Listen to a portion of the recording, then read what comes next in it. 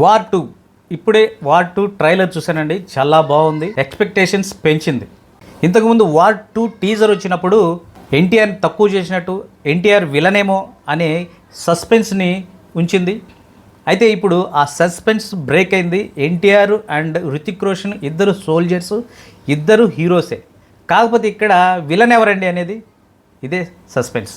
Background music బాగుంది, అలాగే stunts కూడా బాగున్నాయి, హాలీవుడ్ రేంజ్లో ఉన్నాయన్నమాట. ఎన్టీఆర్ ఫ్యాన్స్ అయితే ఫుల్ ఖుషీలో ఉన్నారు.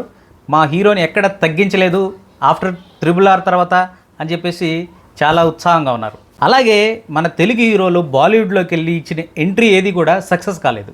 కానీ ఇప్పుడు ఎన్టీఆర్ ఇది బ్రేక్ చేశాడా అనేది ఇక్కడ ఎన్టీఆర్ ఫ్యాన్స్ ఏం చెప్తున్నారంటే, రాజమౌళి సినిమా చేసిన తర్వాత ఏ హీరో కూడా సక్సెస్ తీసుకోలేదు అనే మెత్తును కూడా ఎన్టీఆర్ RRR తర్వాత దేవరాతోటి బ్రేక్ చేశాడు.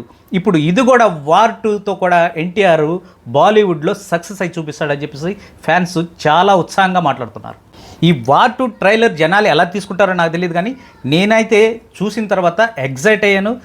అలాగే ఆగస్టు 14వ తారీఖున వార్ టూ రిలీజ్ అవుతుంది. అప్పటి వరకు మనం వెయిట్ చేద్దాం. ఆగస్టు 14వ తారీఖున కూలీ కూడా రిలీజ్ అవుతుంది. సూపర్ స్టార్ రజనీకాంత్ అలాగే నాగార్జున యాక్ట్ చేసినటువంటి పిక్చరు. లోకేష్ కనకరాజ్ డైరెక్ట్ చేసిన ఈ సినిమా గురించి కూడా చాలామంది ఈగర్లీ వెయిట్ చేస్తున్నారు. మీరు ఏ సినిమా ఫస్ట్ చూస్తారో కామెంట్ చేయండి.